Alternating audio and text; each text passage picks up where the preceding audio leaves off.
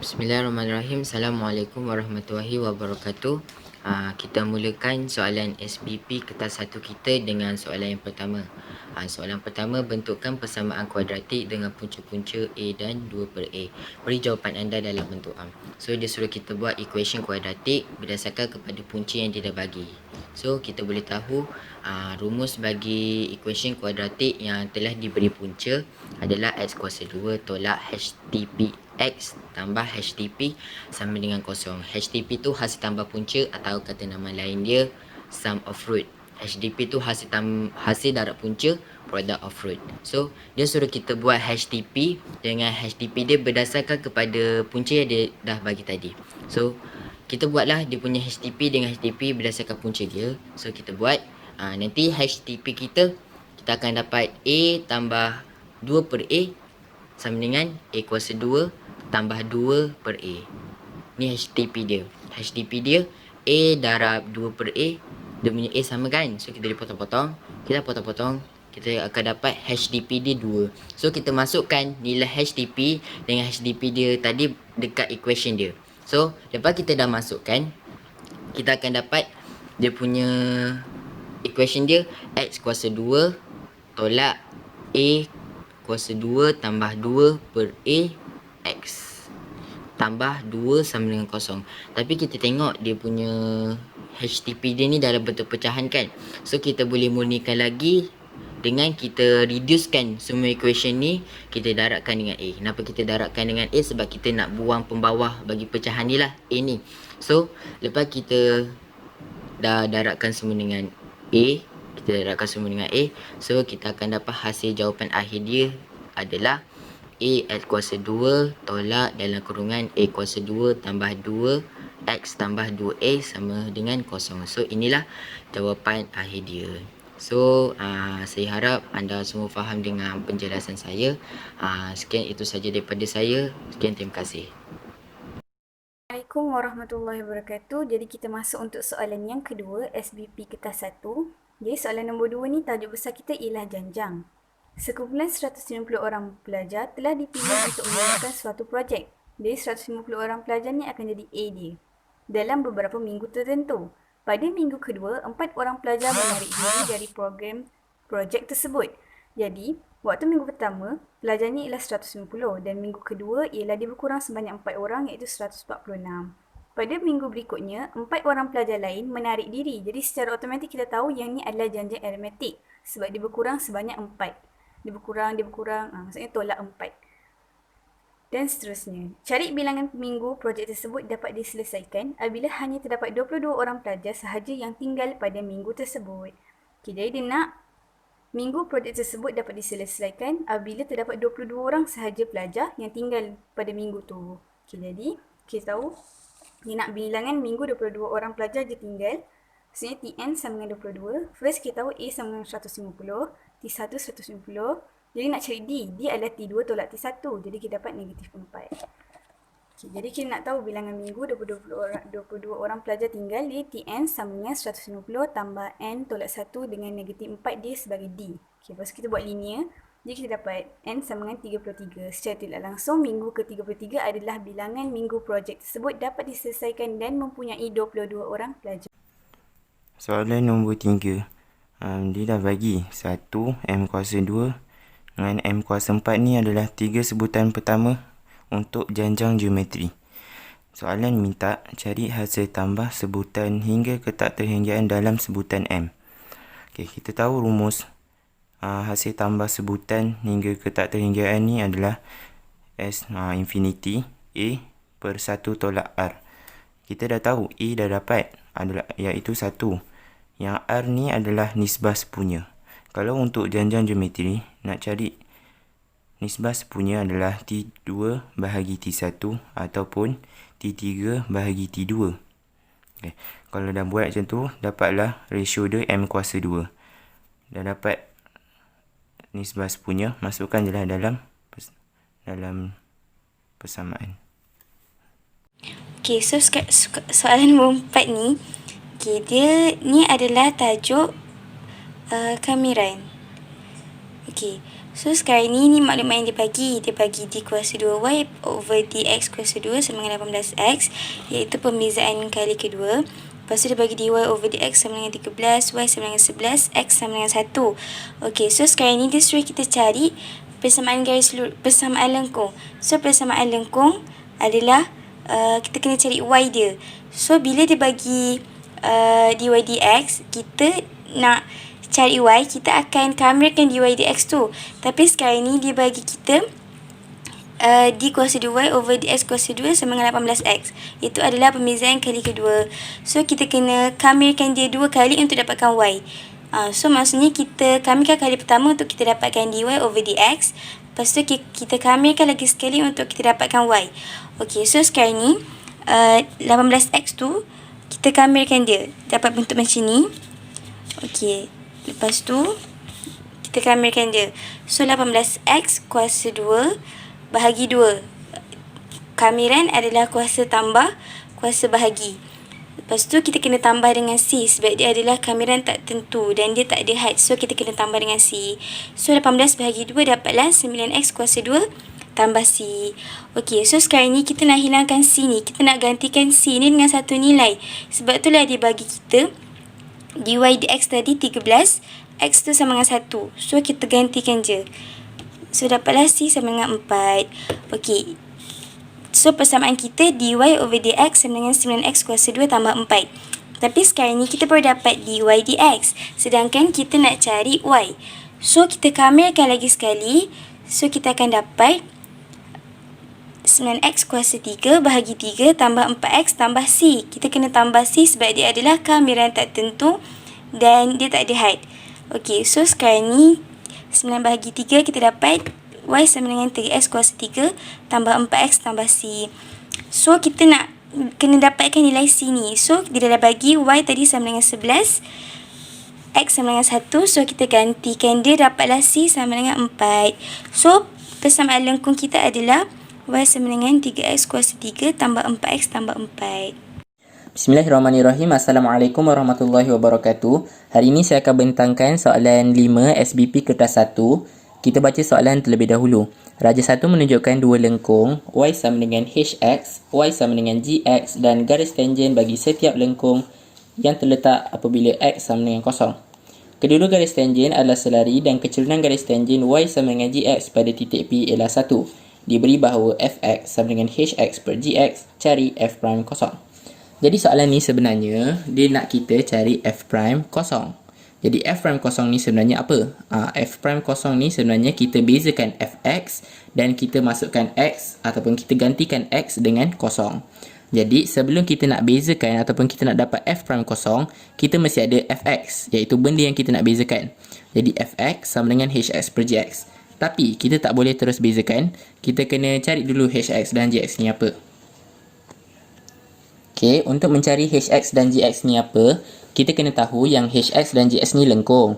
Lepas tu, setiap lengkung ni ada garis tangen. Garis tangen ni maksudnya ada satu titik pertemuan untuk setiap lengkung. Jadi, bila kita kata titik pertemuan, kita boleh katakan yang koordinat y dan koordinat x nya sama. Okey, sebab dia orang berkongsi atas satu garis lah. Jadi, bila kita kata macam tu, kita boleh simpulkan y sama dengan hx. Y juga sama dengan x tolak c. Bila mana koordinat y dia sama, kita boleh kata hx sama dengan x tolak c. Begitu juga dengan ini. Y sama dengan gx. Y juga sama dengan x tambah c. Bila mana dia orang kongsi koordinat y, kita boleh kata gx sama dengan x tambah c.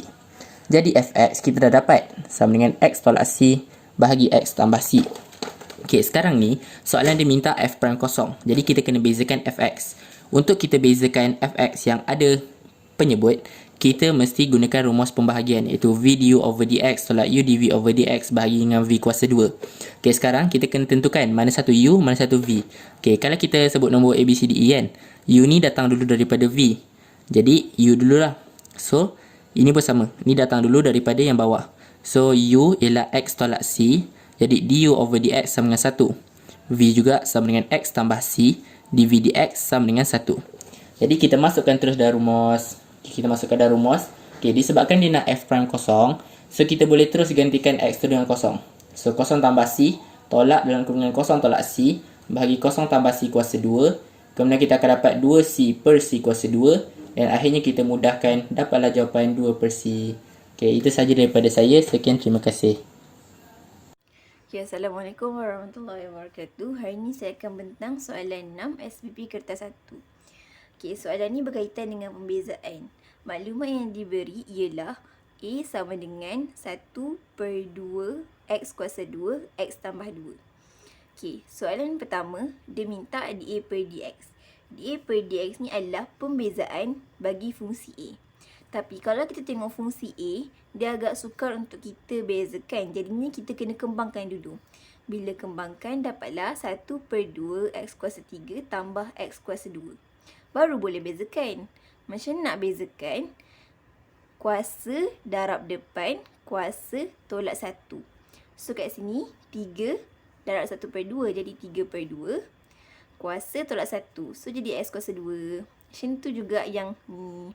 Dapatlah dA per dx sama dengan 3 per 2 X kuasa 2 tambah 2X.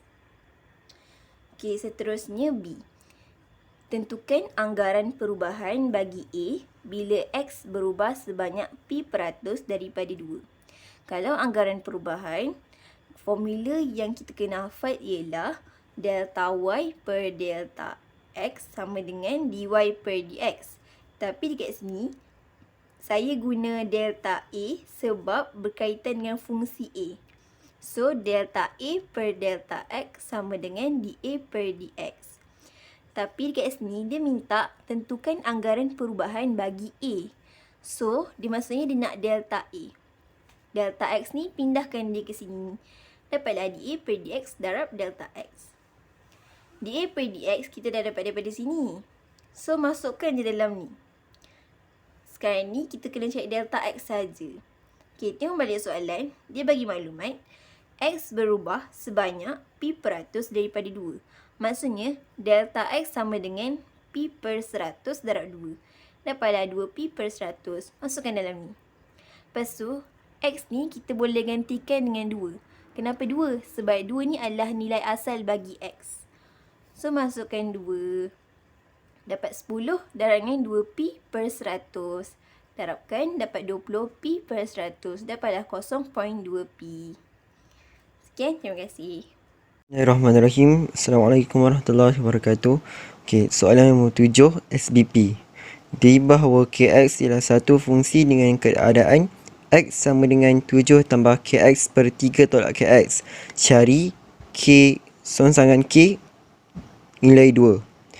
Jadinya, dia nak K. Dia dah bagi K, tapi dia bagi dengan keadaan X sama dengan ni. So, apa yang perlu kita buat? Kita rumuskan Kx ni. Atau istilah lain, kita singgalkan dia. Barulah kita dapat Kx. Lepas tu, kita songsangkan dia dan masukkan nilai. Macam ni jawapan. Dah singgalkan, dapatlah Kx nilai ni. Lepas tu, kita songsangkan dia. Dah songsangkan, masukkan nilai 2. Dah dapat jawapan. Sekian, terima kasih. Bismillahirrahmanirrahim. Okey, untuk soalan 8, kertas 1 SBP, diberi fungsi fx sama dengan mx tolak 5 dan f kuasa 2x sama dengan 36x tambah 25. Dengan keadaan m ialah pemalar dan m lebih kecil daripada kosong. Okey, A, ungkapkan F3 dalam sebutan M. Kita dah diberi Fx sama dengan Mx tolak 5. So, 3 ni gantikan dalam nilai X dia. So, 3 ni gantikan. So, F3 sama dengan X ni gantikan 3. 3M tolak 5. Okay, selesai untuk soalan A. Okay, soalan B pula, cari nilai bagi M. Okay, macam cari nilai? Okay, kita buat perbandingan. So, Fx sama dengan Mx tolak 5. X ni kita gantikan dengan Fx. So, Fx sama dengan M kurungan Mx tolak 5 kurungan tolak 5 sama dengan 36x tambah 25. Okey, mana kita dapat 36x tambah 25? Kita dapatkan soalan dia. F kuasa 2x sama dengan 36x tambah 25. F kuasa 2 bersama dengan F darab F. F darab F. Okey, so kita selesaikan dulu ni. M darab MX tolak 5. So, M kuasa 2 X tolak 5M. Tolak 5 sama dengan 36X tambah 25. Okay, sampai kat sini kita ada dua cara penyelesaian. Yang pertama, kita ambil ni, yang tak ada nilai X je. Yang tak ada pemalas X. So, kita ambil negatif 5M tolak 5 bandingkan dengan positif 25. So, negatif 5M tolak 5 sama dengan 25. Kita pindahkan negatif 5 ni ke sini jadi positif 5. So, 25 tambah 5, 30. So, negatif 5M sama dengan 30. Dan kita pindahkan pula negatif 5 ni ke sini. Jadi, M sama dengan 30 bahagi negatif 5. So, M sama dengan negatif 6. Okay, selesai untuk ini. So, ini untuk yang pertama. Yang kedua pula, kita ambil nilai yang ni. M kuasa 2 sama dengan 36. So, M kuasa 2 sama dengan 36. So, M sama dengan punca kuasa 36. Okay, cakap pasal punca kuasa ni, dia boleh jadi nilai dia positif ataupun negatif. So, M sama dengan tambah tolak punca kuasa 36. Jadi, M sama dengan 6 ataupun M sama dengan negatif 6. Jadi, macam mana tahu jawapan kita yang mana yang betul dan mana yang salah? Tengok balik soalan. Soalan beri M lebih kecil daripada kosong. Jadi, yang lebih kecil daripada kosong adalah negatif 6. Ini boleh pangkal. Okay, sekian. Terima kasih. Okay, untuk soalan nombor 9. Soalan dia, jadual 1 di bawah menunjukkan satu set integer positif yang disusun dalam tertib menaik. Okay, dia kata sini integer tu positif dan dalam tertib menaik. Okay, ni jadual untuk integernya. Okay, soalan dia, jika V dan K ialah integer positif, cari julat bagi K jika mod ialah 6. Jadi 6 ni mod tu kekerapan. Jadi K tu dia mesti kecil daripada 6. Itu tu untuk A. Untuk B pula, andaikan K sama dengan 7. K sama 7. Dia kata ungkapkan median dalam sebutan V. Okay, median tu kita nak cari, jadi kita kena jumlahkan semua kekerapan ni. Lepas tu bagi dengan 2. Okay, ni 5 tambah 3 tambah 6 tambah 7 tambah 2 tambah 5 bagi 2 sama dengan 14. Okay, daripada belah kiri 5 tambah 3 tambah 6 sama dengan 14. Jadi kat sini dia tempat dia kat sini. Lepas tu daripada belah kanan pula 5 tambah 2 tambah 7 14 juga. Jadi kita ambil dua-dua ni, kita tambahkan 6 tambah 2 V tambah 2, lepas tu bagi 2 untuk cek median. Sama dengan mediannya V tambah 4. Ni untuk B1. Okay, B2 pula dia nak cari nilai V. Okay, nak cari nilai V ni kita buat persamaan. Kita ambil 2V tambah 2 ni. Jadi 2V tambah 2 ni dia mesti lebih besar daripada 6 dengan lebih kecil daripada 10. Jadi ini persamaan dia. Okay, lepas tu kita kena singkirkan V sebab kita nak tahu nilai V. Jadi 2 ni kita bawa ke sana tolak, bawa ke sebelah sini pun tolak. Jadi 6 tolak 2 4, 10 tolak 2 8. Jadi kita 2 ni kita bahagikan, bawa ke sana. Jadi 4 bagi 2 sama dengan 2, 8 bagi 2 sama dengan 4. Jadi V lebih besar daripada 2, lebih kecil daripada 3, lebih kecil daripada 4. Jadi jawapannya adalah V sama dengan 3. Baik, Assalamualaikum warahmatullahi wabarakatuh. Kita terus dengan soalan nombor 10, paper 1 SPP. Dia kata diberi satu set data seperti berikut. Okey, kita tengok dia bagi 6 nombor yang tak tersusun. Okey, kalau kita ingat balik apa yang kita belajar masa statistik form 4, bila dia bagi nombor yang tak tersusun ni, dia adalah sukatan serakan yang tak terkumpul. Okay, bila kita dapat je nombor-nombor yang tersusun ni, kita susun dalam tertib menaik. Macam ni. Okay, kita tengok soalan A. Cari kuartil pertama. Bila kita dah susun ikut turutan menaik, kita bahagi dua bahagian. Bahagian kiri, kanan. Okay, kalau kita tengok ni 6 nombor. So, dia genap. Kita bahagi 3-3 lah. Kalau ganjil, kita biarkan satu kat tengah. Contoh 7. Okay, 3 kat kiri, 1 tengah, 3 kat kanan. Macam tu. Okay, lepas kita dah bagi 2 bahagian, kita tengok pula kat bahagian tu, yang tengah-tengah tu lah kuartil pertama berada. So, kalau kat sini, kuartil pertama, kat tengah-tengah 3 lah. Okay, dah dapat soalan jawapan untuk soalan A. Okay, kita pergi pula pada soalan B. Dia kata jika setiap nilai set data tersebut didarabkan dengan 5 dan kemudian ditambah dengan 10. Cari kuartil baru. Kata kuartil pertama yang baru. Okay, kita buat je apa yang disuruh. 2 darab dengan 5 tambah dengan 10. Lepas tu kita buat untuk 6, 8, 3, 10, 5. Lepas tu kita susun balik mengikut tertib naik. Okay, dah susun ikut follow step yang kat atas tadi. Bagi 2 bahagian. Lepas tu yang tengah tu lah kuartil pertama berada. Lepas tu dapatlah jawapan. Dah siap. Dapat 2 markah. Bye. Assalamualaikum warahmatullahi wabarakatuh. Okay, kita masuk kepada soalan 11, iaitu tajuk besarnya adalah Nina Law. Kita baca soalan dulu. Raja 2 menunjukkan graf Y per X plus 2 melawan X. Kita ada satu graf Y per X plus 2 melawan X.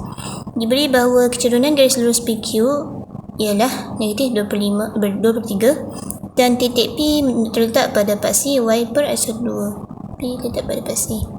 Okay. Ungkapkan Y dalam sebutan X. Jadi, untuk soalan ini kita kena cari dulu persamaan am dia, iaitu Y besar sama dengan M, X besar tambah C. So, kita kena cari dulu empat maklumat ni. Okay, dalam soalan, dia dah bagi Y besar. Dalam gambar ni, kita boleh cari terus Y besar dengan X besar je. Dekat mana? Dekat sini. Dekat part sini. Atas ni mesti Y besar, iaitu Y per X plus 2. Ini X besar je yang melawan je X. So X adalah X besar je. So kita dapat 2 maklumat.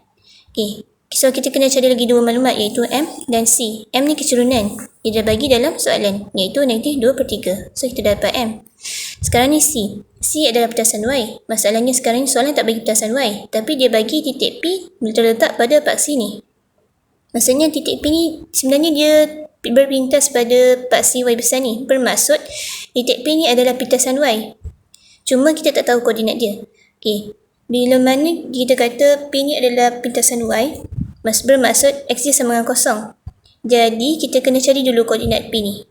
Nak cari macam mana, kita kena guna formula kecerunan, iaitu ni M sama dengan Y1 per Y tolak Y2 bagi X1 tolak X2. Jadi kita kena tahu kecerunan. So kita masukkan aja dengan koordinat-koordinat ni, Q dan P ke dalam formula tu. So kita masukkan.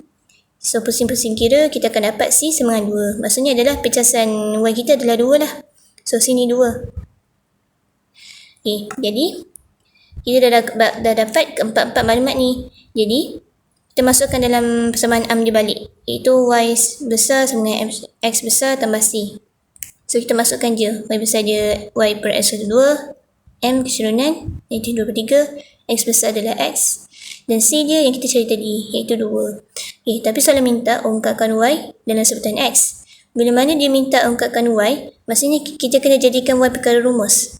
Maksud kita kena tinggalkan Y ni sorang-sorang. Jadi balik kepada persamaan tadi, Y ni kita jadikan dia perkara rumus. So Y ni kan per X plus 2. Per ni bermaksud bahagi. So kita pindahkan dia. Dia akan jadi darab. So last sekali kita akan dapat jawapan Y sama dengan negatif 2/3 X kuasa 3 tambah 2 X kuasa 2. So dapatlah jawapan. Okay, terima kasih. Bismillahirrahmanirrahim. Baiklah, kita akan teruskan dengan soalan yang ke-12. Raja 3 menunjukkan 6 gerabak kereta api di sebuah tapak hiburan. Sebuah keluarga yang terdiri daripada ibu, bapa dan 4 orang anak menaiki kereta api tersebut. Setiap daripada mereka akan menduduki gerabak yang berlainan. Okey, jadi kita tengok soalan. Soalan kata, cari bilangan cara yang berlainan untuk mereka duduk dengan keadaan A. Bapa duduk di gerabak pertama, manakala ibu duduk di gerabak terakhir. Jadi syarat yang soalan tetapkan adalah bapa mesti duduk di gerabak pertama dan ibu mesti duduk di gerabak terakhir. Jadi untuk memudahkan kita jawab soalan ni, kita lukiskan garisan, 6 garisan untuk melambangkan 6 gerabak. Jadi kita labelkan Okey, ni gerabak pertama. Ni gerabak kedua. Ni gerabak ketiga. Ni gerabak keempat. Gerabak kelima. Dan gerabak keenam. Okey. Jadi kita labelkan. Bapa pada gerabak pertama. 4 orang anak pada gerabak kedua hingga kelima. Dan ibu pada gerabak terakhir. Itu gerabak keenam. Jadi dekat sini kita nak susun keenam ahli keluarga pada 6 gerabak. Jadi kita gunakan huruf P pada tajuk, pilih atur dan gabungan. Jadi bapa seorang pada satu tempat yang kita nak susun. Jadi 1P1. 4 orang anak yang kita nak susun pada 4 tempat. Jadi 4P4. Ibu seorang yang kita nak susun pada satu tempat. Jadi 1P1. So kita akan dapat macam ni. Jadi kita akan darabkan semua. Macam biasa guna je kalkulator. Dan kita akan dapat 1 darab 24 darab 1. Jawapan akhir ialah 24. Okey, kita beralih kepada soalan seterusnya. Soalan B. Ibu, bapa dan anak bongsu mesti duduk di dalam 3 gerabak yang berturutan. Jadi, syarat yang soalan bagi kat sini adalah ibu, bapa dan anak bongsu. 3 orang ni kena duduk dalam 3 gerabak yang berturutan. Tak kisah kat mana pun diorang duduk, tapi mesti dalam 3 gerabak yang berturutan. Jadi macam biasa, kita buat juga 6 garis untuk menambahkan 6 gerabak tersebut. Jadi kita labelkan.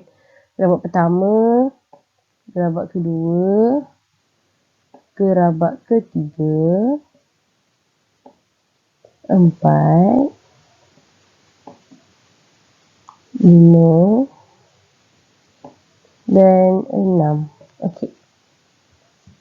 Jadi kita labelkan juga. Okey, ibu, bapa dan anak bongsu kita labelkan setempat pada 3 tempat dan 3 anak orang yang lain pada tempat selainnya. Okey, ibu, bapa dan anak bongsu adalah 3 orang yang kita perlu susun pada 3 tempat. Jadi kat situ kita dah dapat 3P3.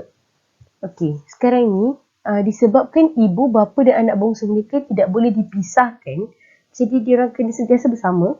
Jadi kita andaikan diorang ni adalah satu kumpulan ataupun satu orang lah kan, satu orang yang akan disusun pada satu tempat.